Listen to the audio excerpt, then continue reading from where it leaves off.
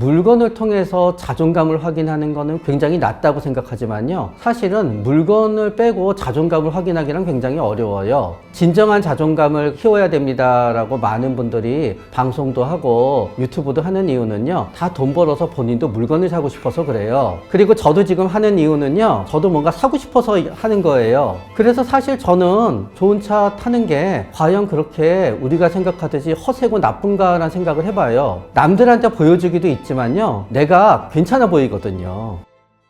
정신건강의학과 전문의 최명기입니다. 하와이 대저택 구독자분들을 또다시 뵙게 되어서 진짜 반갑습니다.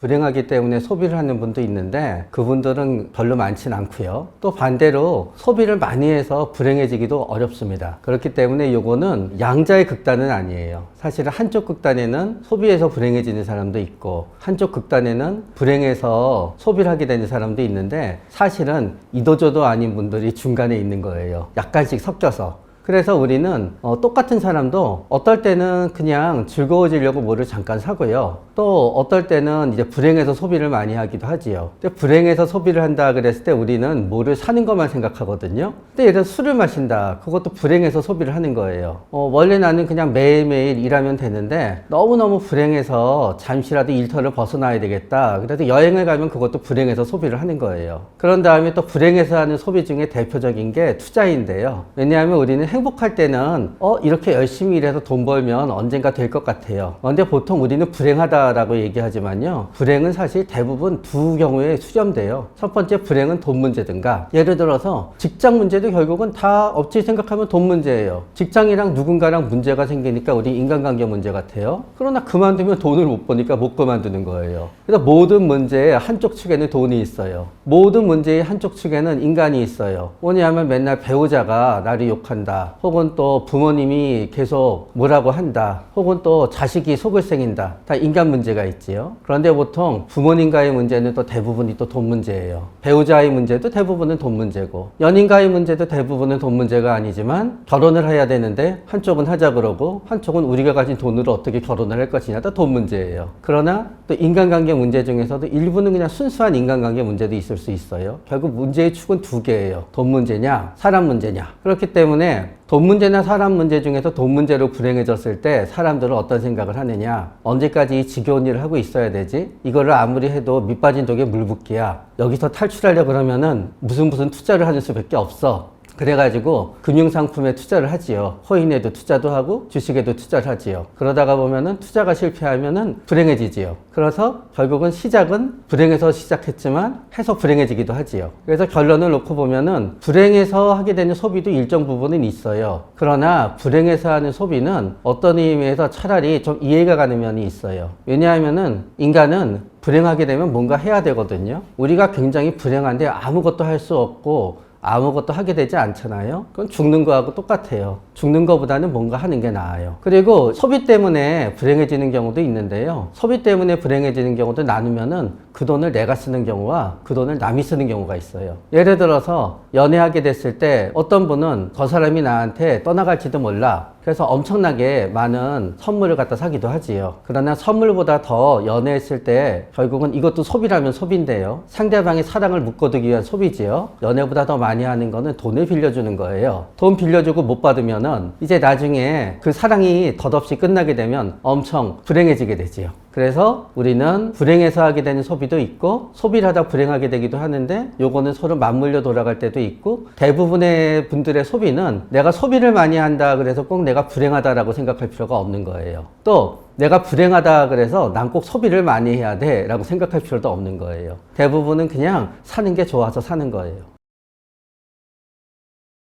사실은 무지성 소비라는 건 없어요. 왜냐하면 무지성 소비가 되기 위해서 몇 개 진짜 드문 경우가 있어요. 첫 번째, 술을 많이 마셨다. 필름이 완전히 끊겼다. 그러고 나서 계속 술을 갖다 마셨다. 친구들이랑. 내가 술값을 전부 냈다. 나중에 내가 카드 명세서가 날라올 때까지 몰랐다. 순수한 의미의 무의식 소비지요. 본인은 아무런 기억이 나중에 없어요. 그러면 그때 내가 원래 10만 원짜리인데 누가 100만 원으로 실수를 내고 카드를 긁었다. 네, 무의식 소비지요. 그리고 또 예를 들어서 가끔씩 수면제 먹고 나면은요, 목류병처럼 뭐를 먹는 분이 있어요. 대부분은 그냥 집에 있는 거 드세요. 그리고 나서 아침에 일어나면 깜짝 놀라요. 어떤 분은 수면제 드시고 중간에 가벼운 요리도 하세요. 드시고 아침에 깜짝 놀라요. 근데 어떤 분은 수면제 드시고 편의점에 가서 뭐를 사갖고 와서 드시는 분이 있어요. 이런 경우는 진짜 순수한 무의식 소비예요. 그리고 순수한 무의식 소비인데 한국에선 드문데 미국에서는 법정에만 가면 늘어나는 게 흔히 다중인격장애라고 하는 해리성 정체성 장애예요. 해리성 정체성 장애가 스스로 알게 되는 가장 커다란 이유가 온라인 쇼핑이에요. 물건을 시켰어요. 근데 난 시킨 적이 없어요. 막 싸워요. 그랬더니 본인이 다른 인격일 때 그 인격이 필요한 걸 시키는 거예요. 나는 절대로 그럴 리가 없는데 입지도 않는 무슨 내가 속옷을 시켰어요. 내가 안 시켰다고 생각했거든요. 그리고 이렇게 CCTV 보니까 내가 시키고 있어요. 네, 그래도 그런 경우를 제외하면은요, 일단 무지성 소비라는 말 자체가 조금은 본인이 해놓고 나서 본인의 탓으로 생각하고 싶어 하지 않는 마음에 나오는 거지요. 그렇기 때문에 오히려 무지성 소비라고 하는 것보다는 감정적 소비, 충동적 소비라고 생각하는 게 낫지요. 왜냐하면은 그 순간에는 내가 내 생각으로 이거를 사면 굉장히 좋고 평생을 쓸 것 같은데 막상 사보면은 한 2, 3일 있으면은 안 쓰게 되거든요. 그리고 또 새로운 걸 사게 되거든요. 그래서 거기에 작동하게 되는 첫 번째는 충동이에요, 충동. 옛날에는 우리가 뭐 물건을 많이 사건, 술을 많이 마시건, 담배를 많이 피건 결핍으로 봤어요. 옛날에 정신분석에서는. 결핍이 돼서 이러는 거야. 근데 요새는 결핍으로 생각하지 않아요. 그냥 충동이에요. 인간이 걸어다니고 밥 먹고 해야 되듯이요. 그냥 충동이 있기 때문에 그 충동을 각자가 푸는 게 있어요. 어떤 사람은 끝없이 말을 해요. 어떤 사람은 끝없이 카톡을 해요. 어떤 사람은 끝없이 게임을 해요. 그리고 어떤 분은 끝없이 뭔가 자잘한 걸 사요. 그런데 그게 본인의 소득 수준에 따라 달라지는 거예요. 내가 만약에 한 달에 최저임금 정도를 본다. 그러면은 나는 매일 10,000원짜리가 됐건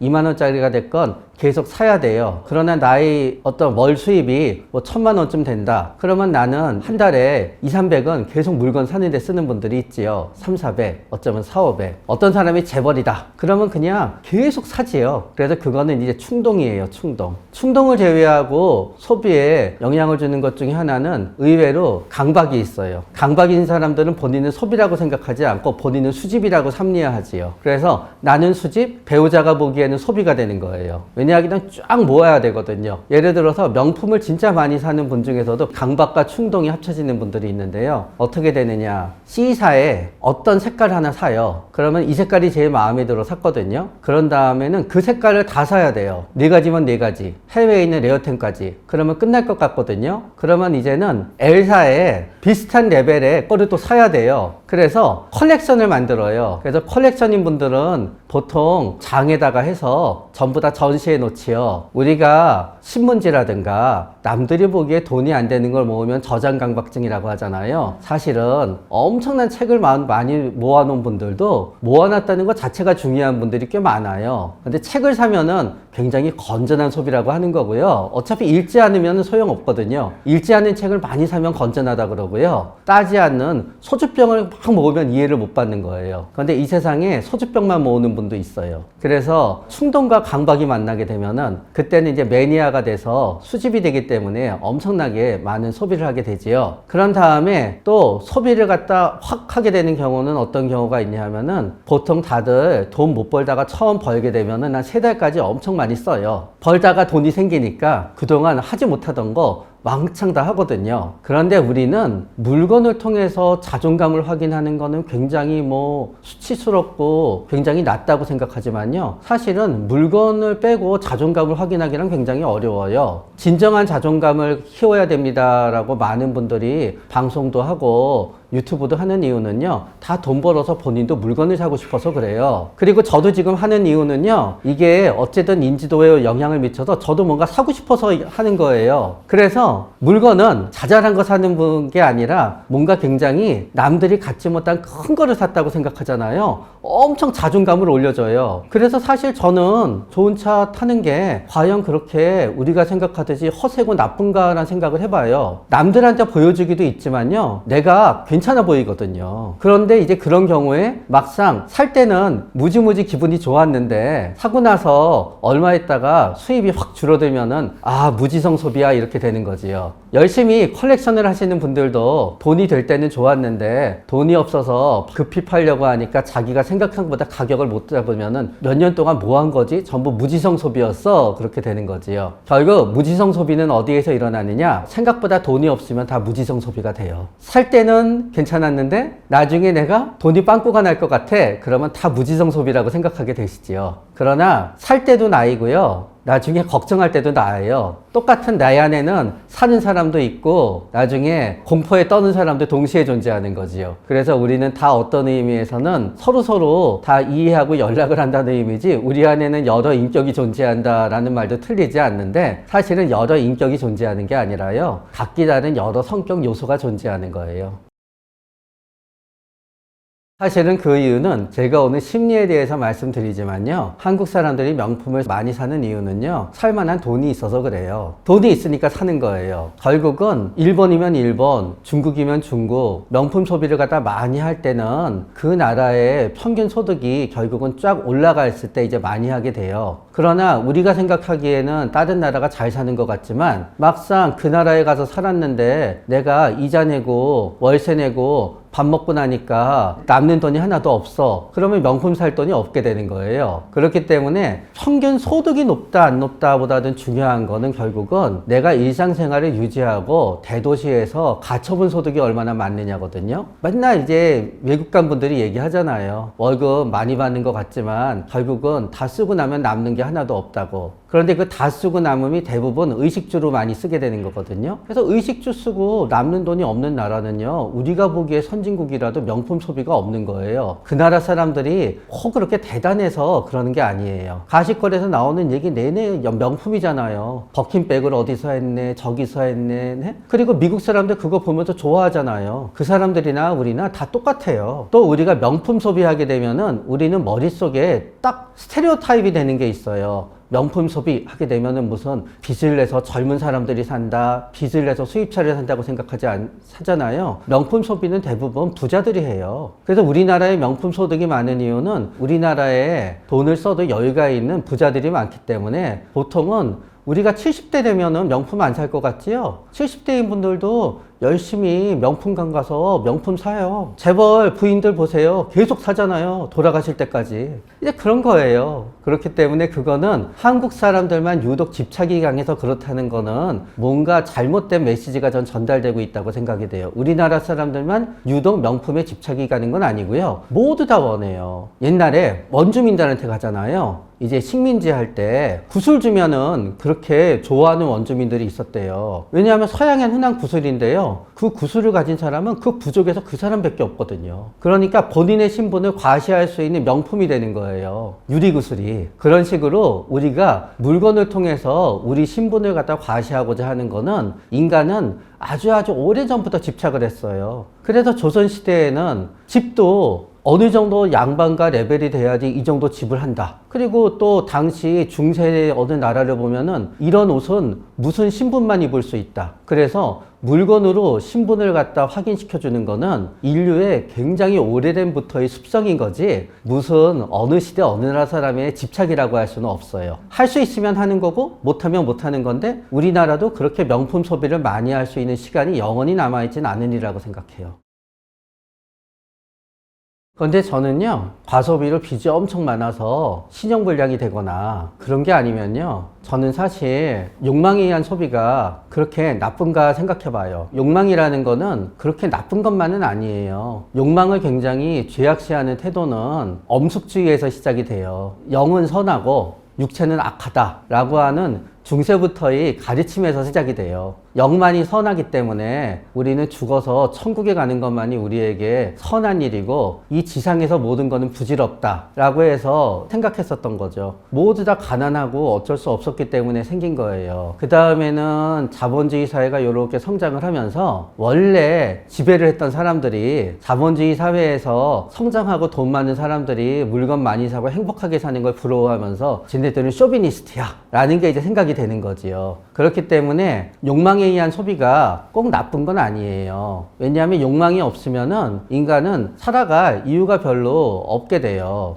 어떤 사람이 먹고 싶은 욕망도 없고 그냥 밥은 하루 세 끼 영양을 섭취하는 거지 뭔가를 딱히 먹을 필요가 없어라고 생각이 되고요. 물건도 딱 내가 필요한 것만 사는 거지 뭐 물건을 그래도 살 필요도 없다고 생각이 되고요. 그러니까 돈도 별로 필요 없으니까 하기 싫은 일은 안 해야지 하게 되는 거고요. 사람들을 만나서 떠들고 싶은 욕망도 없어지고요. 그러면 그거를 우리는 뭐라고 부르냐? 굉장히 심한 중증 우울증이라고 불러요. 그런데 욕망에 의한 소비가 어느 정도 조절이 돼야 되는 경우는 가장 많은 경우는 이런 경우이지요. 예를 들어서 소비를 하고 되게 잘했어. 그리고 어떤 분들은 막 쓰면서 본인이 생각도 없이 막 쓰고 나중에 카드 결제서 날라오면 깜짝 놀라는 분도 있거든요. 그런데 우리는 물건을 살 때 소비에 대한 무절제와 우리의 미래에 대한 불안은 독립변수예요. 그래서 어떤 분은 욕망과 충동 위에서 계속 사면서요. 또 이러다가 미래에 내가 돈이 하나도 없어서 내가 비참한 삶을 살면 어떻게 되지 하고 동시에 걱정을 하게 돼요. 근데 이것도 말이 맞는 게요. 보통 엄청나게 많이 쓰는 분들은 예를 들어서 ADHD 성향인 분들이 많아요. ADHD의 세 가지 증상은 첫 번째는 과잉 행동이에요. 그래서 어렸을 때는 가만히 있지 못하고 계속 돌아다니거나 그런 거로 나와요. 그런데 내향적인 ADHD 애들도 있거든요. 걔네들은 밖에 나가서 돌아다니지 않아요. 걔네들은 가만히 앉아있긴 한데 계속 꾸물꾸물꾸물 뭔가 해요. 그러다가 중학교 2학년쯤 되잖아요. 그러면 좀 앉아있을 수 있게 돼요. 앉아있을 수 있게 되는데요. 계속 손톱 뜯고 머리 뽑고 손톱 뜯고 머리 뽑고 카톡 보고 그러면서 앉아있어요. 그런데 이제 그게 과잉 행동인데 겉으로 보이는 과잉 행동은 사라지지만 그거는 우리 안에 남아있게 돼요. 뭐를 남게 되느냐? 예를 들어 말이 많은 사람들이 있어요.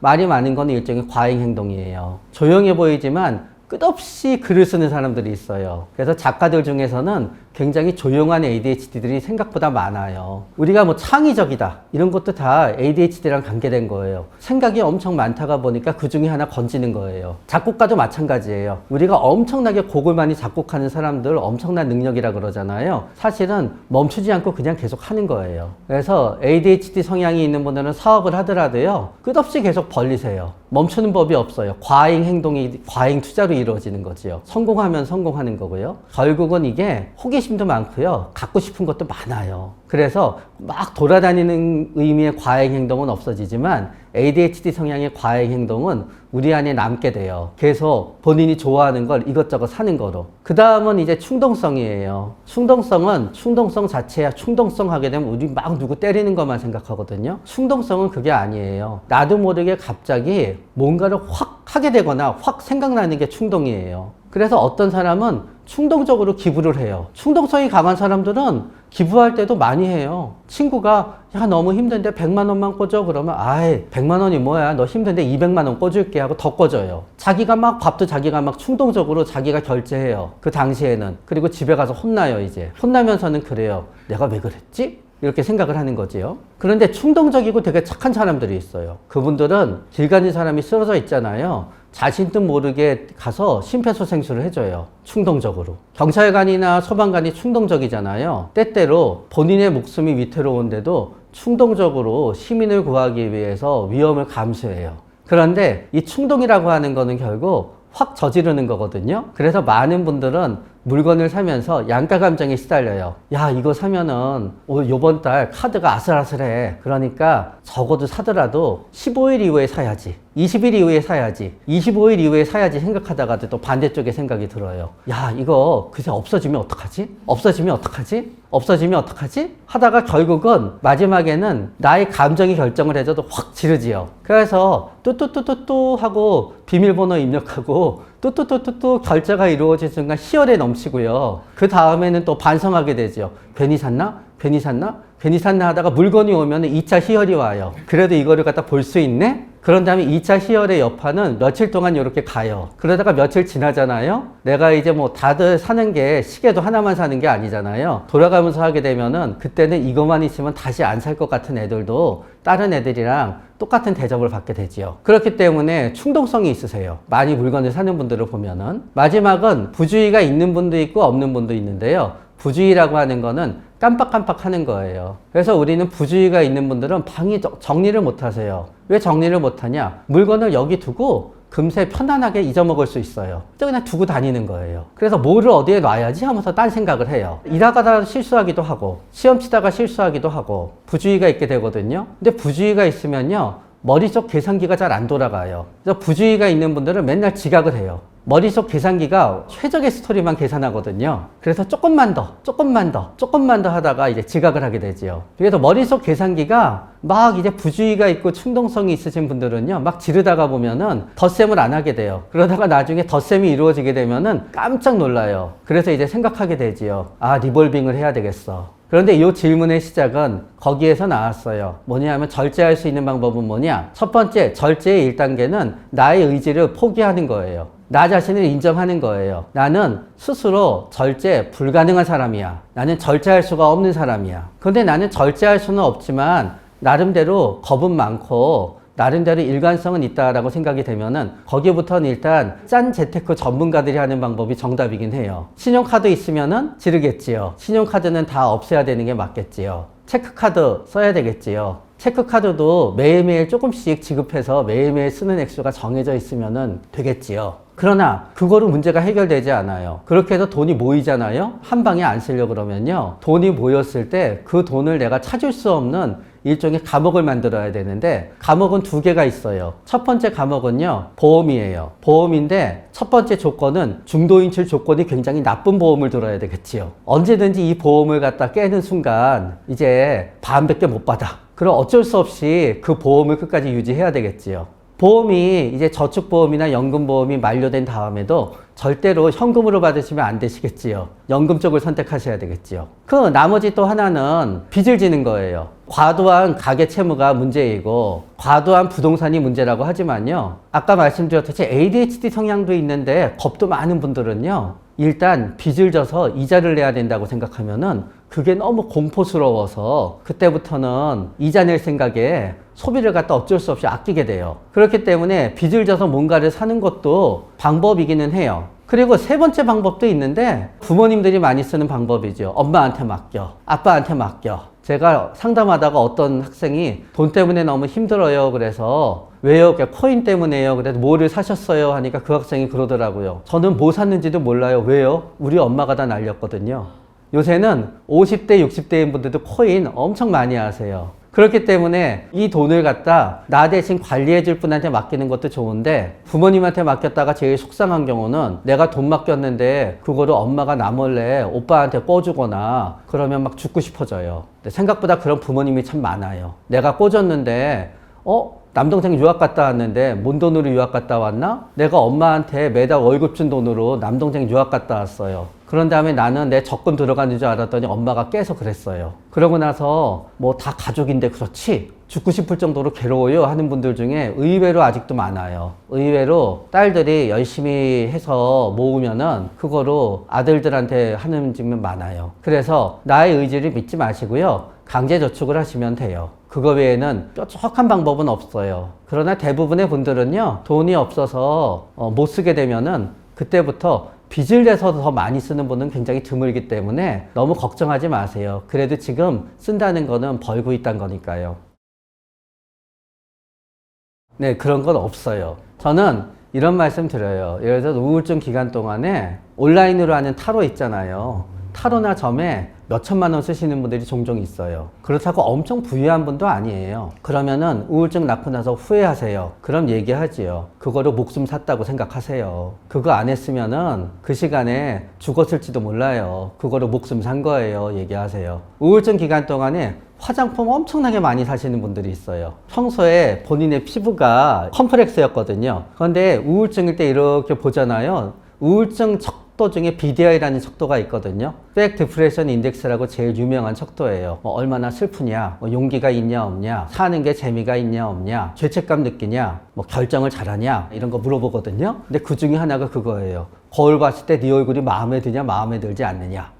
우울증이 생기면요, 내 얼굴이 너무 마음에 안 들어요. 그러다가 보니까 어떤 분은 피부가 자신의 컴플렉스잖아요. 화장품을 엄청 많이 쓰세요. 너무 괴로워서 우울증일 때 우리는 충동 소비 많이 하게 되거든요. 다른 물건은 당근에라도 팔 수가 있거든요. 화장품은 해서 한 번씩 발라보기 때문에 팔기도 참 애매해요. 손가락 눌러놓으면은. 그것도 그분한테도 얘기해요. 그거로 목숨 샀다고 생각하세요. 우울증일 때 성형수술하고 후회하는 분도 엄청 많아요. 왜냐하면 우울증일 때는 성형수술 해도요, 끝나면 마음이 안 들어요. 그래서 우울증일 때 3, 4개월 단위로 계속 재수술하는 분들이 있어요. 끝나고 나면 얼굴이 달라져 있거든요. 우리가 가끔 그래요. 아, 저 연예인은 왜 저 아름다운 얼굴을 수술로 저렇게 망쳐놨을까? 진짜 그분들한테 죄송하지만 그분들한테 도움이 될 수도 있지요. 대부분은 우울증이어서 그래요. 우울증 때문에 자기가 못생겨 보여서. 그분한테도 얘기해요. 얼굴이 원하지 않는 쪽으로 바꿨지만 그걸 하지 않았으면 혹시 자살했을지도 몰라요. 그렇기 때문에 소비는 때때로 우리의 목숨을 살려요. 목숨이 없으면은 지적인 내면의 아름다움도 없어요. 그렇기 때문에 결국은 이 말씀을 드린 거는 우리는 책을 읽고 무슨 뭐 명상을 하고 좋은 거를 생각하는 거는 굉장히 좋은 삶의 방식이고 매일매일 자잘한 물건 사고 유튜브 보면서 웃고 게임하는 거는 왠지 좋지 않은 삶의 방식이라고 생각하지만요. 인간이 살아가는 삶의 방식에는 좋은 방식과 좋지 않은 방식이란 게 없는 거예요. 모든 시간은 똑같아요. 그렇기 때문에 자잘한 물건을 사는 게 내가 얻는 삶의 유일한 기쁨이라고 하면은 저는 오히려 자잘한 물건을 계속 사는 게 맞다고 생각이 돼요. 그러나 자잘한 물건을 매일 살면서 본인의 자잘한 물건을 사는 내가 싫어지게 된다 그러면 그때 그분들한테 문제가 돼요. 왜냐하면은 본인이 순간적인 기쁨을 얻는 대신 죄책감에 시달리면서 자기를 또 괴롭히면 안 되니까요. 그럴 때 해결 방법은 두 개예요. 오히려 아름다운 지적인 삶을 사는 게 아니라 좀 더 높은 목표를 보시고요. 자잘한 물건을 사는 대신 돈을 모아서 좀 커다랗고 괜찮은 거를 사시는 방법이 하나 있어요. 두 번째 방법은 자잘한 물건을 사는 대신 삶의 기쁨을 다른 데서 좀 분산해서 느끼는 것도 방법이 되겠지요. 결국은 다 소비는 소비예요. 그러나 자신을 꾸미기도 하고 뭐 운동도 하고 약간 넘치긴 하지만 골프도 하고 그래서 기쁨을 얻는 게 다양화되게 되면은 자잘한 물건을 사서 얻는 기쁨이 다른 기쁨으로 상쇄되는 거지요. 그런 거지 기쁨이 없는 삶을 만든다는 거는 가능하지도 않으며 있어서도 안 되며 별로 되지도 않아요.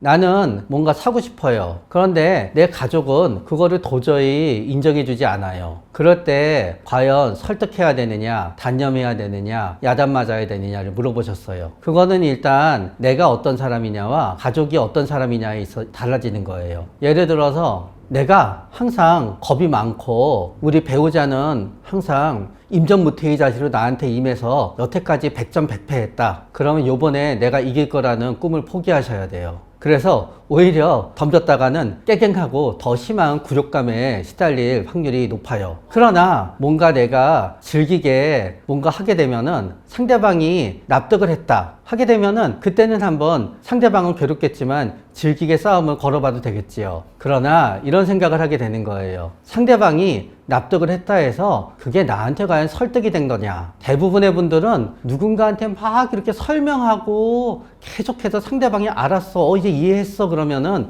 이해했다고 착각하거든요. 상대방은 절대로 이해한 게 아니라요, 이제 머릿속에서 계산을 하는 거예요. 야, 내가 이거를 계속 내 생각이 맞다고 하게 되면은 얘가 이렇게 계속 우겨서 고통이 너무 심해져. 내가 내 생각을 접으면 약간의 굴욕감이 있겠지만 얘가 우기는 고통에서 벗어나게 돼. 지금은 그냥 굴욕감이 고통보다 좀 적은 것 같아. 그렇기 때문에 내가 얘가 맞다고 인정하고 내가 굴욕감을 맛보는 쪽을 선택하겠어 라고 머릿속에서 짜자자자잔 하고 계산이 되는 거예요. 그러니까 상대방은 그렇더라도 생각이 바뀌지가 않아요. 결국은 내가 하는 소비를 갖다 여전히 나의 배우자는 나쁘게 봐요. 결국은 나의 소비의 액수와 배우자의 소비의 액수 사이에 이제 균형을 갖다 우리가 생각하게 돼요. 예를 들어서 나는 나를 위해서 거의 쓰지 않고 보다가 보니까 배우자는 자기 쇼핑하기 위해서 빵빵 쓴다. 그런 경우에 이제 나도 이거를 할 거야 라고 생각하더라도 별 소용은 없어요. 돈은 쓰는 사람이 더 많이 쓰거든요. 그러니까 쓰는 사람이 다 써버리면 내가 쓸 돈은 없어요. 그런 다음에 이거는 또 관계를 어떻게 하고자 하냐의 문제가 있어요. 내가 이혼 불사야 그러면 우린 싸우는 거예요. 그러나 결국은 둘 중에 한쪽은 아직 이혼할 생각도 없고 상대방의 사랑을 받고 싶잖아요. 그쪽은 어떻게 해도 맨날 지게 되어 있어요. 그런데 요새 실제로 맞벌이 부부 사이에서는 오히려 이게 문제가 돼요. 맞벌이 부부고 공통적으로 들어가는 적금도 다 정해져 있어요. 그런데 한쪽은 항상 돈을 남겨요. 예를 들어서 맞벌이 부부인데 나는 300만 원 벌어요. 아내도 한 300만 원 벌어요. 혹은 또 나도 300만 원 벌고 남편도 300만 원 벌어요. 그 중에서 기본적으로 나가는 돈은 공통으로 한다고 가정하는 거예요. 그런 다음에 우리 한 달에 그래도 몇십만 원씩은 저축을 해야 되지 않을까 해요. 그래서 여윳돈이 생기는 게 한 달에 한 50만 원 정도 남는다고 가정하는 거예요. 그런데 한쪽은 그 50만 원에서도 남겨서 40만 원 정도를 맨날 저축을 해요. 근데 한쪽은 다 써요. 그럼 이쪽이 얘기하거든요. 저쪽한테 야, 너 그 남는 돈을 다 쓰면 어떡해? 그럼 저쪽은 얘기해요. 내가 내 돈 다 쓰는데 우리 공동으로 다 하는 거 했잖아. 왜 나한테 그래요? 근데 이쪽이 걱정하게 되는 이유가 있어요. 갑자기 돈이 필요할 때 결국은 내가 모아놓은 목돈이 이쪽에 가게 되거든요. 항상. 그리고 맨날 얘기해요. 그래도 계산상은 해요. 내가 그동안 모아놓은 목돈이 이쪽으로 가게 됐을 때도 또 반응하는 두 타입이 있어요. 첫 번째 타입은 그냥 아무 말 없이 꿀꺽해요. 예를 들어 갑자기 차가 엉망이 됐다. 차를 사야 된다. 우리 남아있는 목돈이 어떻게 되지? 그럼 우리 공동 저축 깨야 되나? 에이, 그러면 내가 갖고 있는 돈으로 해. 했을 때 대부분의 분들은 그래, 그러면 네가 그렇게 해 하고 네가 하겠다 그랬잖아 하고 하는 분들이 많고요. 그러나 진짜 좀 양심적인 분들은 말로는 이렇게 해요. 그래, 내가 꾼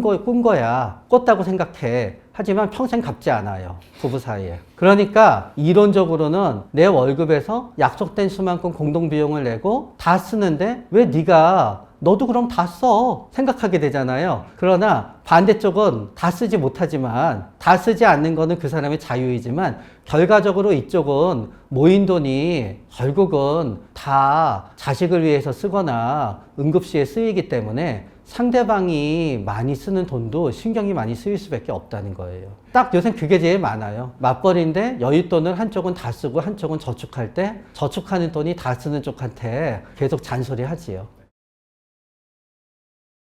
인간관계에 오는 스트레스를 많은 분들이 대처하는 법을 보다가 보면은 각자의 유형이 있어요. 첫 번째 유형은 싸우는 거예요. 싸워서 해결을 해요. 싸워서 내가 이기잖아요. 그러면 굉장히 기분이 좋아요. 이겼으니까. 그리고 내가 싸워서 이겼으니까 상대방은 내가 싫어하는 짓도 못하고 내가 하자는 대로 해야 돼요. 그래서 싸워서 어떻게든지 이기는 거 많은 분들이 선택하게 돼요. 사실은 그분들은 별로 고민하지 않아요. 싸우면 되니까, 이기면 되니까. 이길 때까지 싸워요. 그분들은. 그러나 이제 그분들은 보통은 고민하지 않는데 그분들은 나중에 대가를 치르는 고민이 있지요. 싸워서 이겼고 잘못한 게 없다고 생각했는데 회사에서 노동청에 고발이 들어가고 회사에서 너 때문에 조사도 받았으니까 하면서 힘든 얘기 하게 되고 결국은 자의반 타의반으로 싸우고 회사를 그만두게 된다. 대가를 치르게 되는 나쁜 점이 있지요.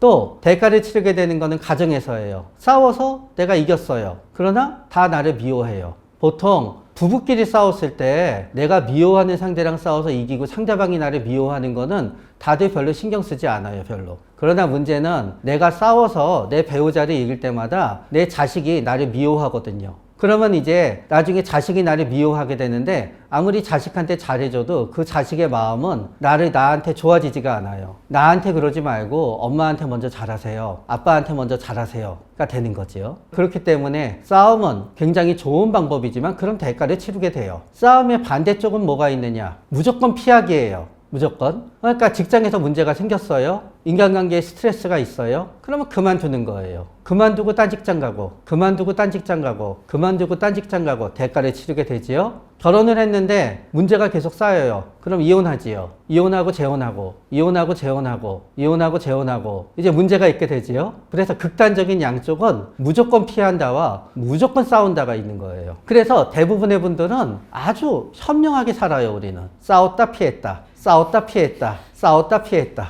싸우다가 너무 심하게 싸워서 완전히 끝장이 날 것 같으면 꾹 참았다. 그러다가 참아서 괴로우면 싸웠다 피했다. 이렇게 하지요. 그러면서 우리는 생각하게 돼요. 이 싸웠다 피했다가 아닌 더 좋은 방법이 있을까 하고 고민하게 돼요. 더 좋은 방법을 엄청나게 많은 분들이 얘기하세요. 그러나 막상 나한테는 다 안 돼요. 그 더 좋은 방법을 그거를 얘기하시는 분들도요. 자기 집에서 자기 배우자하고는 잘 안 돼요. 그래서 우리는 싸웠다 피했다를 반복하게 되는 거예요. 그러나 반대로 극단적인 생각에 사로잡히는 거는 맞지 않아요. 무슨 뜻인가 하면은 사람들은 제일 인간관계에 문제가 생기는 경우는 여러분 고위공직자가 있다고 가정하는 거예요. 고위공직자에 고위공직자가 있겠지요. 근데 그 5급 공무원을 갖다 3급 공무원이 갈궜어요 매일. 그러면 여러분, 그 상급 공무원과 5급 공무원 사이에 결국은 인간관계 스트레스가 발생한 거예요. 그런데 5급 공무원이 가끔 우리 뉴스를 보다 보면요, 자살하셨다라는 내용이 나와요. 사람들은 이해가 안 된다 그래요. 나오면 월급도 더 많이 받을 테고 갈 데가 널렸는데 왜 그 5급 공무원이 보내 자살을 하지? 생각하는 거예요. 그거는 그 5급 공무원분이 옆에서는 그만두면 내가 눈에 보이는데 그만둘 수 없다라고 스스로 자신이 생각하게 되는 거예요. 그만둘 수 없고 그 다음날 저 사람을 또 보면 또 괴로울 테니까 그것만 생각해도 가슴이 떨리고 숨이 막히고 온몸이 저리며 토할 것 같고 머리가 빙빙 돌다가 공황발작이 발생한다. 그러다가 보면 너무너무 괴로워서 이거밖에 없어 하고 딱 선택하게 되는 거예요. 그렇기 때문에 우리는 싸워야 되는데 싸우면서는 안 돼라는 당위도 맞지 않는 거예요. 그래서 만약에 인간관계 스트레스로 인해서 내가 마냥 참고 있어요. 참고 있다가 보니까 진짜 죽고 싶을 정도로 괴로워요. 그러면 그때는 싸우거나 그만두거나 둘 중에 하나를 해야 돼요. 싸우거나 그만두거나 싸우거나 피하거나. 그런데 인간의 마지막 최종적인 엄청난 불행은 어디에서 생기냐면은 그 사람한테 그만둬 그러면은 이만큼 그만둘 수 없는 핑계가 나와요. 이유가 한번 싸워봐 그럼 싸울 수 없는 이렇게 나와요. 그러다가 보면은 거기에 사로잡히게 되는 거예요. 근데 이 세상에는 그만둬서 안 되는 일이란 없어요. 피해서 안 되는 상황이란 건 존재하지 않아요. 일단 그냥 무조건 피하면 돼요. 그리고 상대방을 주먹다짐을 하고 막 폭력을 행사하는 게 아니라 그러면 진짜 우리가 모욕죄에 해당될 정도로 모욕하는 게 아니라 그러면요 이 세상에는 또 덤벼서 안 될 사람도 없어요. 그러니까 인간관계 스트레스에서 가장 중요한 점은 무조건 참아야 돼. 부글부글 되는데도 무조건 참아야 돼라는 거기에 사로잡히면 안 돼요. 그런데 인간관계 스트레스가 과하게 되잖아요. 많은 분들이 우울증에 빠지게 돼요. 근데 우울증에 빠지게 되면은 기진맥진해서 아무 능력이 없어지게 돼요. 그러면은 직진만 하게 돼요. 어딘가를 그만둔다는 것도 엄청 힘들거든요. 사표내야죠. 가족들한테 얘기해야죠. 부모님한테 그만뒀다고 얘기해야죠. 당장 다음 달에 돈도 없게 돼요. 그렇기 때문에 엄청나게 많은 거를 생각하고 준비해야 돼요. 그거를 할 힘이 없어요. 그러니까 계속 다니는 거예요. 계속 만나고 계속 생활하는 거예요. 그만두는 것도 힘든 거지요. 그러나 우리는 항상 뭐든지 인간관계 스트레스가 너무 벅찰 때는 그만둘 수도 있고 폭발할 수도 있고 그런 거예요. 유독 나한테만 함부로 대한다 라고 생각하는 분들을 보면은요 몇 가지 유형이 있는데요. 유독 나한테만 함부로 대하는 거는 현재만 잘라봤을 때예요. 현재 종행으로 본다 그러잖아요. 행으로는 우리 부서 5명 중에 나한테만 그러는 것 같아요. 그러나 종으로 보잖아요. 매번 만만한 막내한테 그랬어요. 그럼 그 사람은 나한테만 그런 게 아니죠. 나 이전에 나한테도 그런 거고요. 나 이전에 나한테도 그런 거고, 나 이전에 나한테도 그런 거예요. 우리는 그런 얘기해요. 만약에 이제 어떤 사람이 술 마시고 막 그 약한 여성을 갖다 괴롭히잖아요. 그러면은 저 사람이 술에 취해서 저랬다는 게 말이 됩니까? 그러면은 커다란 덩치한테도 덤벼야지요. 경찰한테도 덤벼야지요. 약한 여성한테만 저러는 거는 술 마시면서 저랬다는 게 아니라 그 사람이 사람을 봐가면서 그런다는 걸 의미한다고. 술 마시면서 그랬다는 거는 말도 안 된다라고 얘기해요. 맞아요. 그러나 그 얘기를 우리한테 한번 주입해 보세요. 우리도 누군가한테 뭔 말을 할 때 다 사람을 봐가면서 하지 않습니까? 그렇기 때문에 저는 사람을 봐가면서 그러는 건 굉장히 나쁜 짓이지만 모든 인간은 타인한테 사람을 봐가면서 그런다는 거지요. 그래서 우리는 내가 이 입장에 놓이게 되잖아요. 내가 막내여서라고 생각하게 하는 분이 있고요. 내가 막내여서 당하고 있는 거야 라는 분은 그래도 비교적 잘 견뎌요. 왜냐하면 이유가 나의 결함에서 비롯되지 않으니까. 나는 언제가 막내가 아닌 게 될 테니까. 혹은 1년만 딱 채우고 다른 회사로 옮길 거니까. 이제 견디게 돼요. 그러나 그거를 그렇게 받아들이지 않고요. 내가 뭔가 잘못해서 그러는 걸 거야. 부족해서 그러는 걸 거야. 혹은 내가 대응을 잘못해서 그러는 걸 거야 라고 생각하는 분들은 견디기가 굉장히 어려워져요. 그래서 어떤 경우에 누구만 괴롭히는 사람은 항상 그 위치가 문제인 경우가 있고요. 가족 안에서도 마찬가지예요. 예를 들어서 엄마가 아빠랑 싸우게 되면 너무 불리해요. 그러니까 엄마가 오빠한테 뭐라 그러면은 오빠는 대꾸도 안 해요. 그러니까 얘기할 사람은 나밖에 없거든요. 근데 나만 자꾸 막 뭐라 그래요. 내가 문제가 아니라 내 위치가 문제인 거지요. 그런 경우가 있고, 두 번째는 누가 나만 괴롭힐 때는 그 나의 잘못은 아닌데 나의 어떤 측면이 진짜 그 사람이 마음에 안 드는 측면이 있는 경우가 있어요. 사실은 전혀 나이 탓은 아닌데, 왜냐하면 우리가 이제 MMPI라는 검사를 하게 되면은 MMPI라는 검사는 이런 것들을 봐요. 1번 얼마나 몸이 많이 아프다고 느끼냐, 2번 우울감이 얼마나 있냐 없냐, 3번 HY 척도라 그래서 예를 들어서 굉장히 감정적으로 반응이 많은 사람이냐 아니냐, 그 다음에 얼마나 충동적이냐 아니냐, 그 다음에는 이제 이분들은 전형적인 남성스러운 남성이냐 여성스러운 여성이냐, 그 다음에는 얼마나 겁이 많냐 아니냐를 보는데, 그 다음 척도가 뭔가 하면은 얼마나 인간관계에 예민한가 아닌가를 봐요. 올라갈수록 의심이 많은 거예요. 근데 그게 낮아지면 어떻게 되냐 하면은요, 나하고 다른 생각을 가진 사람은 이해를 못 해요. 쟤는 왜 저러지? 그러는 거예요. 그냥 저러는 건데 왜 저러지? 하면서 못 받아들여요. 그 옆에 척도는 뭔가 하면은 올라가면 올라갈수록 창의적이고, 너무 올라가면 망상이 있는데요, 너무 내려가게 되면은 융통성이 하나도 없어요. 그러면은 이제 어떤 사람이 융통성이 하나도 없고 남의 입장을 절대로 수용할 수 없는 사람은 그 사람이 보기에 내가 일단 이상해 보이잖아요. 계속 나를 괴롭히려는 게 아니라 이상해 보이니까 이상해 보이는 거를 계속 지적하게 되는 거예요. 그래서 첫 번째 유형에 해당되는 경우, 내가 내 위치여서 나를 괴롭힌다고 하는 경우에는 이제 몇 가지 대처 방법이 있어요. 상황이 있어요. 첫 번째, 나는 어찌되었든지 간에 내가 죽을 정도로 괴롭지만 않으면은 나는 이 직장을 계속 다녔으면 좋겠어. 그러면 미안하지만 참는 수밖에 없어요. 남들은 얘기해요. 대처하고 적당히 화를 내라 그러잖아요. 적당히 화를 내면 지금도 나를 안 그래도 괴롭히는 사람인데요, 적당히 화를 내면은 상대방은 엄청 화를 내게 되는 거고요. 나는 더 심한 굴욕감을 느끼든가 더 화를 내게 되면은 난 회사에 나올 수 없게 되든가, 두 개밖에 방법이 없는데요.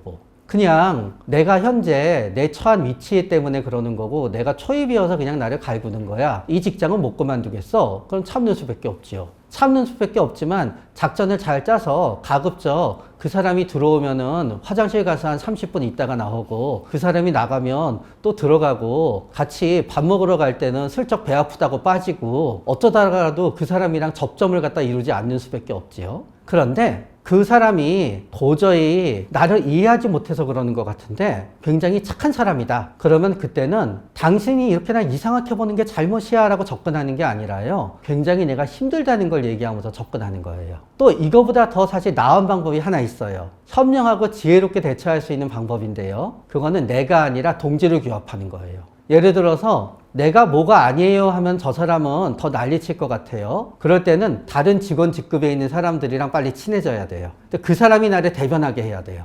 왜 막내한테 저러세요? 그러지 마세요. 그러면은 그 사람이 못 그러기도 하고요. 그 사람이 그러더라도 내가 왠지 덜 괴로워요. 동병상련이니까. 마찬가지예요. 아까 나를 이상하게 보고 괴롭힐 때도 빨리 다른 사람들을 규합해야 돼요. 빨리 친하게 지내야 돼요. 너무 세속적이지만 선물도 좀 주고요. 그럼 그 사람들이 자꾸 이 사람한테 얘기해요.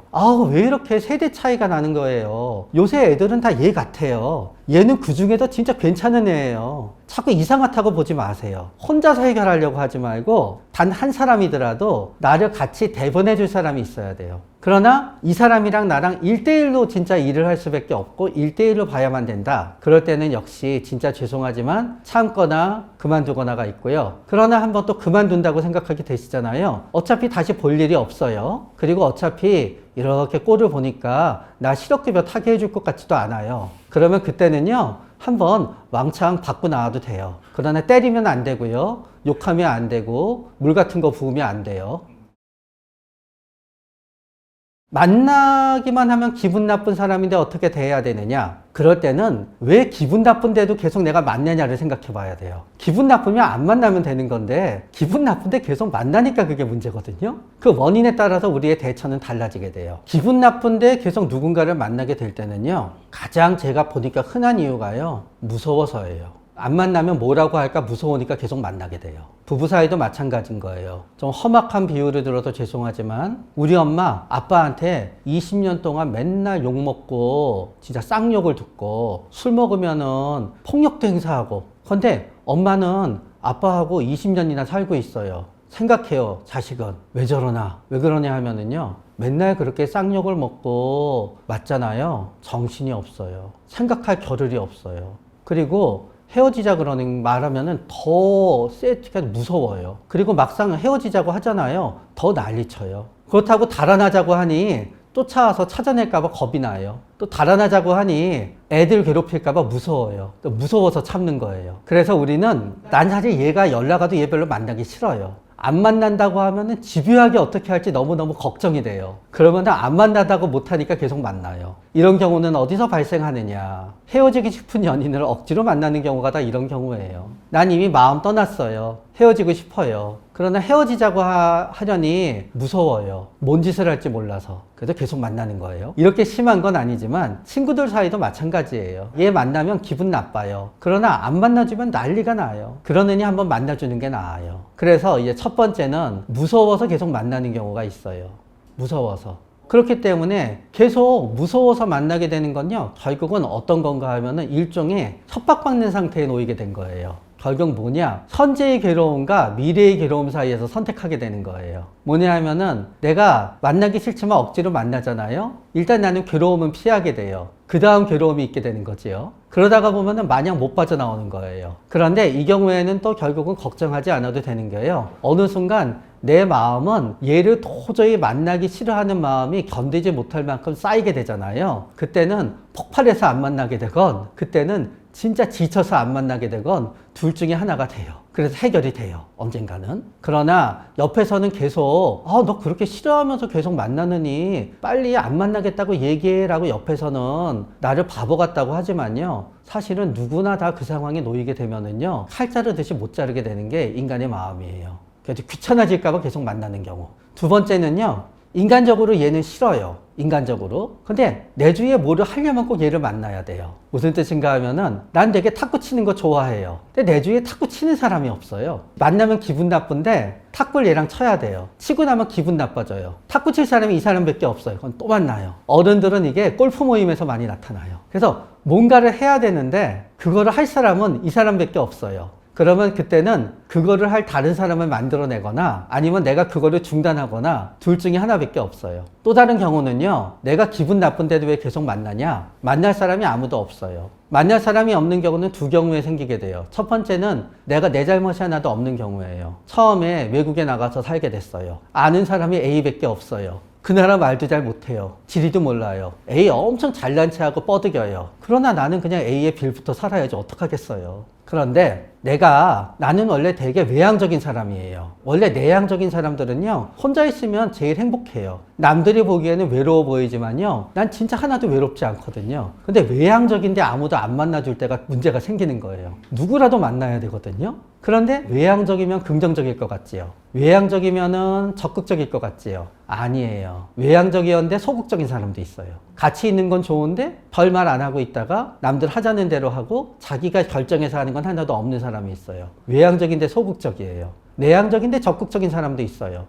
언제 이걸 다 했어? 이런 사람들이 있어요. 꼭 혼자 여행 가는데 혼자서 어디 가냐면 아프리카 같은 데 가요. 내향적인데 적극적인 거지요. 근데 이런 사람이 있어요. 외향적, 적극적, 부정적. 그 사람이 등장하는 순간 그 모임은 파토나요. 어느 순간 남들이 기분 나쁜 얘기를 폭탄처럼 다 퍼뜨리고 가요. 넌 오늘 피부가 왜 그러냐? 너 여행 갔다 왔니? 어디 갔니? 일본? 다 일본만 가더라? 너 입시는 어떻게 됐니? 서울대 들어갔어? 그러면은 맨날 의대 들어간다더니 결국 의대 못 갔구나? 자, 이런 사람이 있어요. 외향적, 적극적, 부정적이에요. 그럼 결론은 어떻게 되느냐? 아무도 안 만나줘요. 외향적, 적극적, 부정적인 사람은 결국 만날 사람이 누구냐? 아무도 안 만나주는 외향적, 적극적, 부정적끼리 만나게 되는 거예요. 그러다 보니까 서로 기분 나빠요.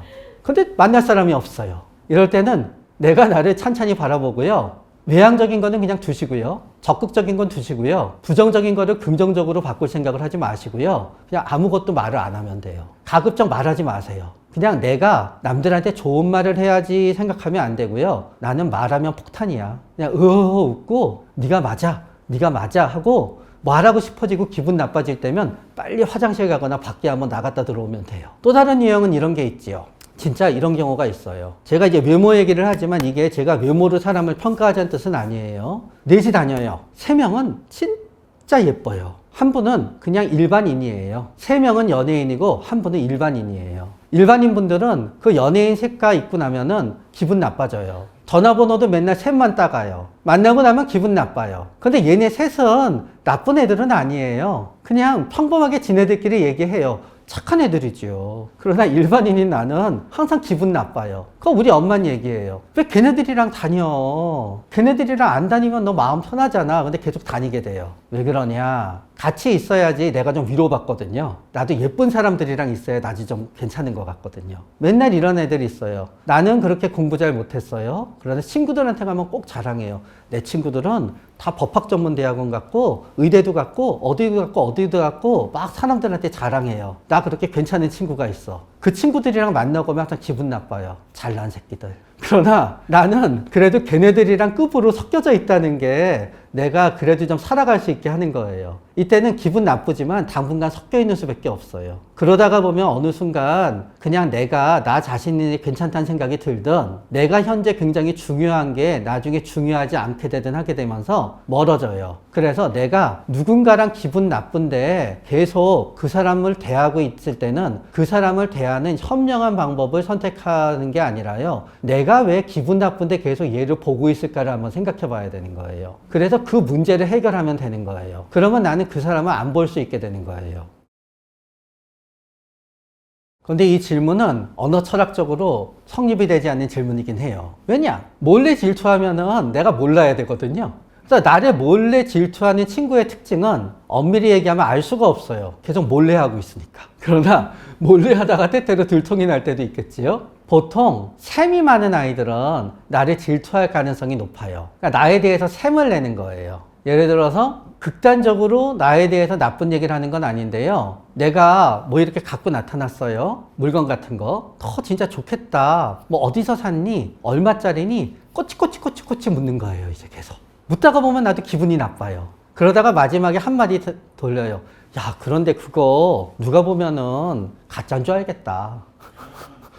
이런 식으로 굉장히 나를 갖다 부러워하고 셈을 내는 건데 결국은 살짝 깎아내려요. 이제 그러나 그거를 제외하면은 나랑 굉장히 괜찮은 거예요. 보통 나를 질투했다는 거를 알게 되는 거는 또 나하고 있을 땐 괜찮은데요. 항상 뒤에서 내 뒷담화를 하고 다녀요. 항상 내 얘기를 하고 다녀요. 그래서 사실 나를 몰래 질투하는 친구들의 가장 흔한 거는 결국은 그 질투심을 갖다 나한테는 얘기하지 않고 남들한테는 얘기해요. 걔 그랬대더라, 걔 저랬대더라. 그러면서 결국 그 소문이 나한테 들어오게 되면은 나는 걔가 질투하고 있다는 걸 알지요. 질투라고 하기 위해서는 두 가지의 감정이 합쳐져야 돼요. 하나는 부러움이에요. 또 하나는 분노예요. 그냥 부러워하기만 하면 질투가 아니에요. 너 참 좋겠다 이러면 질투가 아니에요. 부러워하기만 하면은 질투로 가지 않아요. 그런데 부러워하다가 왜 질투로 가게 되잖아요. 그러면은 질투의 마음은 이게 있어요. 사실은 나도 그게 돼야 되는데. 어떤 사람이 승진을 했어요. 근데 내 생각이 드는 거예요. 원래 내가 승진해야 되는데 왜 제가 승진해? 그 이제 질투가 되는 거예요.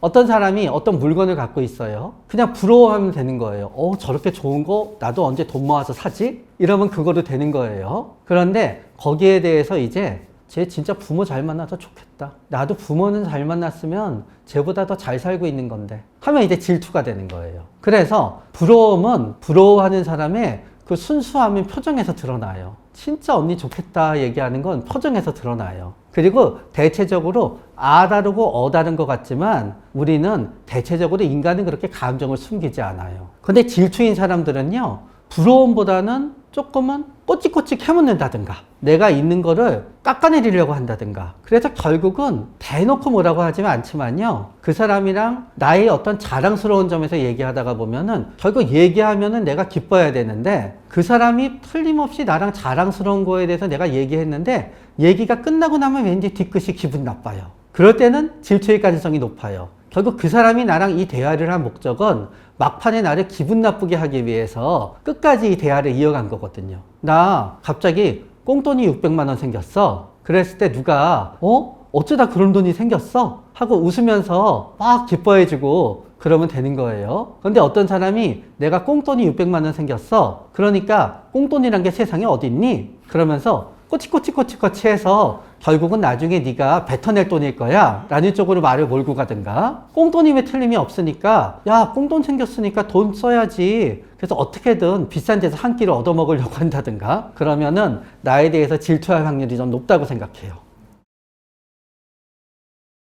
이제 인간관계에는 세 가지쯤의 인간관계가 있는 것 같아요. 첫 번째 인간관계, 벗어날 수 없는 인간관계. 예를 들어서 가족, 부모와 자식, 이혼하기 전까지는 남편과 아내, 벗어나기가 어렵지요. 그래서 벗어날 수 없는 그냥 애초에 존재적으로 결정된 인간관계가 있는 것 같아요. 두 번째 인간관계는 이제 목적을 갖고 있는 인간관계이지요.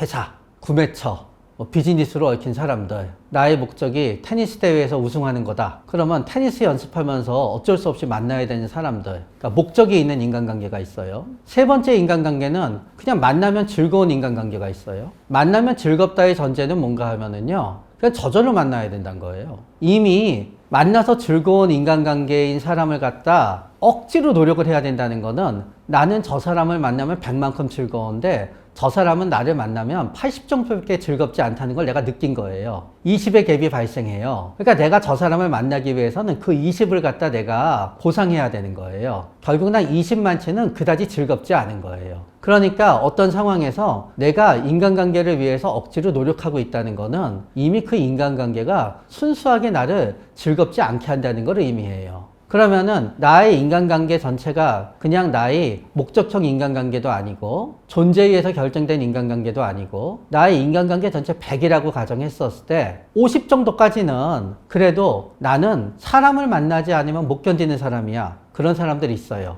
이제 우리가 내향성, 외향성 검사라는 걸 하거든요. 극단적인 외향적인 사람들은요. 매일매일 5명에서 10명의 사람을 만나야만 돼요. 그래야지 본인은 뭔가 사람 만난 것 같아요. 대신 그 사람들은 어떤 한 사람이랑 굉장히 깊게 사귀지 않아요. 옅어요. 그래서 괜히 그 사람 일주일에 한번 만나서 친해졌다고 생각하고 돈 꺼달라 그러면 상처받아요. 절대로 안 꺼져요. 근데 저는 그분한테는 계속 그렇게 사시라고 말씀드려요. 오히려 반대로 말씀드려요. 절대로 누군가랑 깊어지지 마세요. 평생 그 정도 관계를 유지하기 위해서 노력하세요. 그러면서 말씀드리지요. 그래서 걷기 운동을 열심히 하세요. 나이가 80 돼서 걷지 못하시는 순간 그 관계는 불가능해지니까요. 그런 분 같은 경우에는 사람을 만나는 게 굉장히 기쁨이니까 자기가 이 임계점이 50이 될 때까지는 저는 인간관계를 위해서 억지로 투자해도 된다고 생각이 돼요. 그러나 이게 내가 그 인간관계를 노력해야 되는 게 60이고 얻는 기쁨이 40이 된다고 했을 때부터는 오히려 나의 인간관계 기쁨을 위해서 너무 투자해야 되는 것들은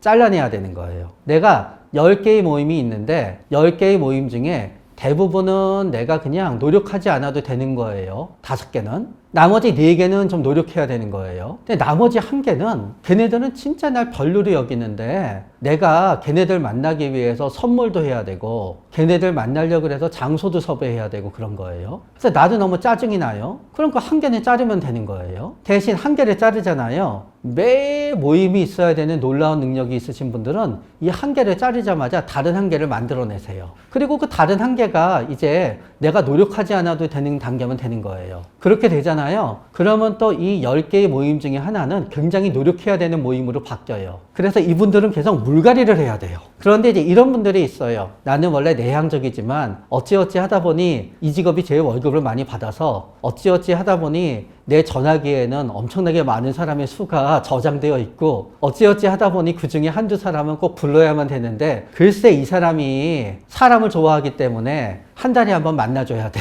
예를 들어서. 그러면은 내가 일하는 동안은 어쩔 수 없이 이런저런 사람을 만나는 게 많았겠지요. 그러나 어차피 내가 아무도 나를 나중에 안 불러주게 됐어요. 그러면 나는 어차피 그 관계가 필요 없겠지요. 그래서 원래 내향적인 사람들은 나이가 들게 되면서 지역 모임도 굉장히 나이가 많이 들다가 보니까 갈 때마다 처음에는 같은 고등학교 동창이라는 거 외에는 점점 이질감이 느껴지고 그러면서 또 요새는 사람들을 만나는 가장 커다란 이유는 심심하니까 만났거든요. 아무리 내향적인 사람도 심심하면 누구 만났어야 됐거든요. 요새는 그게 별로 없어요. 스마트폰이 있거든요. 스마트폰은 사실은 인간의 혼자 있고 싶고자 하는 욕망을 갖다 파고든 거예요. 그래서 연인 둘이 있지만 둘이 있다 그래서 하루 종일 엉기고 싶은 건 아니거든요. 그러면은 둘이서 스마트폰 하면서 카페에서 있지요. 사람들은 왜 저러나 해요?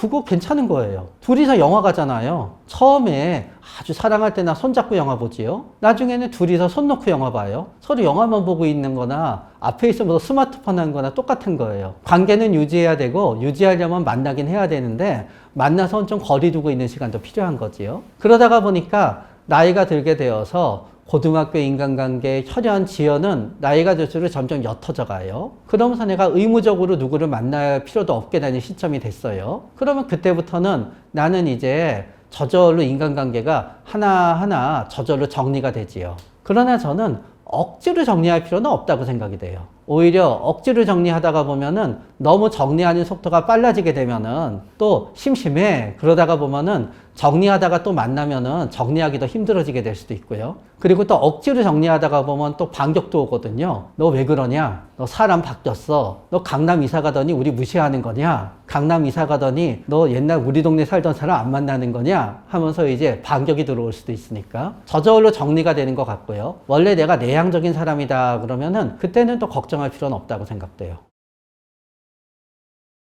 지키지 못하는 건요, 계획을 위한 계획을 만들기 때문이에요. 예를 들어서 이런 거예요. 내가 아침에 맨날 회사에 출근하기 위해서는 7시에 일어나야 돼요. 목적이 있지요. 근데 내가 한 3달 놀게 됐어요. 놀면은 늦게 자고 늦게 일어나도 되거든요. 놀 때는 당연히 새벽 3시까지 스마트폰 하면서 유튜브 보다가 한 오후 1시쯤 일어나는 게 전 정상이라고 생각이 돼요. 그런데 어떤 분들은 놀면서도 꼭 아침에 일어나야 되겠다고 계획을 세우세요. 그럼 안 지켜줘요. 할 필요가 없거든요. 아무 필요가 없어요. 그러나 괜히 늦게 일어나면은 주위에서 야단도 맞고 나 스스로 나태한 사람이 된 듯해서 억지로 매일 일찍 일어나야 되겠다고 7시에 알람 맞춰요. 그리고 알람이랑 나랑 전쟁을 해요. 네가 이기나 내가 이기나. 1차 대전은 띵띵띵띵으로 나오고 2차 대전은 꽝꽝꽝꽝 음악으로 나오고 3차 대전은 더 시끄러운 뚜뚜뚜뚜로 나오고 4차 대전은 띠용띠용으로 나와도 결국은 내가 이겨요. 그리고 1시에 일어나요. 그거는 내 스스로 나는 계획적인 사람이야, 난 부지런한 사람이야 라고 스스로 자기 최면을 걸기 위해서 하는 계획을 위한 계획을 만들었기 때문에 안 지켜지는 거예요. 그러다가 하루 내가 친구들이랑 여행을 가기로 했어요. 그래서 기차를 타기 위해서 그러면 그날은 길을 쓰고 새벽 5시에 일어나요. 그런 거예요. 사회 계획이 안 지켜지는 너무 당연한 이유는요, 사회니까 계획을 세워야지 하고 계획을 위한 계획을 세우는 거지 전혀 나한테 필요하지 않은 것들을 계획으로 세워요. 그러면서 대부분 여태까지 내가 못하던 거를 계획으로 세워요. 그런데 10년 동안 못하던 게 어떻게 지금 돼요? 안 되지요. 그러니까 안 되는 것만 계획으로 세우니까 안 되는 거예요. 그렇기 때문에 일단 신년 계획은 안 세우는 쪽이 대부분 좋아요. 세울 필요가 없어요. 계획을 위한 계획이니까. 대신 우리가 이렇게 1년 살다가 보면은요, 뭔가 걸려들어요, 하나가. 아까 얘기했듯이 맨날 일찍 일어나야지 하는데 못 일어났다가 갑자기 나는 3달 놀아야지 했는데 한 달 놀고 내가 일하게 됐어요. 그럼 갑자기 일찍 일어나야지라는 나의 계획은 예정보다 당겨져서 실천이 되는 거예요. 맨날 살을 빼야지 하고 생각하고 있었거든요. 그런데 한 달 내내 내가 장염이 생겨서 밥을 못 먹게 된 거예요. 저절로 살을 빼지는 일이 생겨요. 그런데 한번 그렇게 해서 한 2, 3kg 빠지잖아요. 아깝거든요. 그때부터는 계속 살을 빼야지가 유지가 돼요. 그렇기 때문에 살다가 보면은 진짜 결심을 하고 결심을 할 만한 게 걸려들어요. 걸려들면 그거를 지켜야 되는 거예요. 그런 것이 계획을 위한 계획은 실패하는 거예요. 그러나 성공의 확률을 높인다고 하게 되면 첫 번째는요, 그 계획이 온전히 나를 위한 것이어야 돼요. 무슨 뜻이냐? 많은 분들이 새해에는 담배를 끊어야지 계획하세요. 담배를 끊는 이유가 담배값이 아까워서 나를 위한 계획이에요. 오히려 건강에 해로우니까 그거보다도 지켜질 확률이 굉장히 높아요. 담배값이 아까워서 담배값을 아껴서 뭐를 하고야 말 거야. 굉장히 확률이 높아요. 혹은 우리 아버지가 폐암에 걸리는 걸 봤어요. 엄청 고생하는 걸 많이 봤어요. 그래서 그 전까지는 담배 많이 피면 폐암 걸린 데가 남의 말이었는데 진짜 다가온 거예요. 담배를 끊어야지 한 거예요. 그러나 담배를 끊는 이유가 배우자가 맨날 끊으라고 잔소리를 해요. 그래서 담배를 끊기로 했어요. 그건 잘 안 지켜져요. 왜 안 지켜지느냐? 바깥에 나가서 담배 한번 피우는 건요, 그 담배를 갖다 피울 때 그냥 괜히 바깥 공기 쐬고 좋아서 피우는 게 아니에요. 니코틴은 우리 뇌에 작용해서 불안 수준을 낮춰줘요. 짜증과 불안을 낮춰요. 그렇기 때문에 담배를 피우면은 스트레스가 해소가 돼요. 양리작용이 있는 거예요. 담배를 끊게 되잖아요. 나는 불안과 짜증을 해소할 수 있는 방법을 잃게 돼요. 아내는 행복해질지 모르지요. 그러나 나의 불안과 짜증을 일으키는 게 만약에 아내의 잔소리, 남편의 잔소리잖아요. 담배를 끊으면 다른 거를 잔소리를 하거든요. 그러면 나는 그 스트레스를 이기지 못해도 또 담배를 피우게 되죠. 그러니까 남에 의해서 내가 계획을 꾸미게 되잖아요. 대부분 실패하는 거예요. 다이어트도 마찬가지예요. 저는 체중이 자존감인 거 저 이해가 돼요. 왜냐하면은 체중이 딱 줄 때마다 자존감이 그 무게수에 비례해서 올라가거든요. 진짜예요. 체중에 의해서 자존감이 왔다 갔다 하는 거 사람들은 말도 안 된다고 생각하지요. 제가 이렇게 있다가 보니까 이해가 가더라고요. 통장 잔고에 따라서 자존감이 왔다 갔다 하는 것도 마찬가지예요. 통장 잔고가 1,000만 원씩 쌓이잖아요. 1,000만 원어치 자존감이 올라가고요. 1억씩 쌓이면 1억씩 자존감이 올라가요. 통장 잔고와 자존감은 대체적으로 일치하더라고요. 체중과 자존감도 굉장히 일치해요. 그래서 이 체중이 아니면 내가 죽을 것 같아요. 그 체중을 달성해야 되겠어요. 되더라고요. 그러나 가끔 이런 경우 있어요. 배우자가 자기는 이렇게 뚱뚱해요. 그러다 맨날 살 빼라고 난리예요. 자기 배우자한테는. 그래서 어쩔 수 없이 그 등살에 살을 빼야 되겠다고 결심해요. 안 돼요. 또 세상에서는 이게 그럴듯하니까 이렇게 돼야지. 역시 안 돼요. 그래서 진정 내가 원하는 걸 해야 돼요. 그러면서 가급적 그게 내가 잘하는 거면 가능해요. 그래서 원래 책 읽는 거 좋아하는 사람이 원래 1년에 100권 읽었거든요. 올해 200권 읽어야지 대체적으로 되더라고요. 근데 책을 한 권도 안 읽던 사람이 올해 10권 읽어야지 안 되더라고요. 그래서 진정 내가 원하는 거를 나의 자유의지로 당장 이득이 되는 걸 결심해야 되는 거고요. 가급적 그거를 내가 잘하고 할 수 있는 걸 하잖아요. 그런 걸 결심하면 돼요. 그런 걸 결심하잖아요. 그건 옆에서 얘기해요. 부모님이. 뭐 그따위 걸 결심하냐. 그래도 배우자가 얘기해요. 아니 그건 원래 하던 거잖아. 그거를 더 하는 걸 어떻게 결심이라고 할 수 있어. 그러나 그런 걸 결심해야지 우리는 결심한 대로 돼요.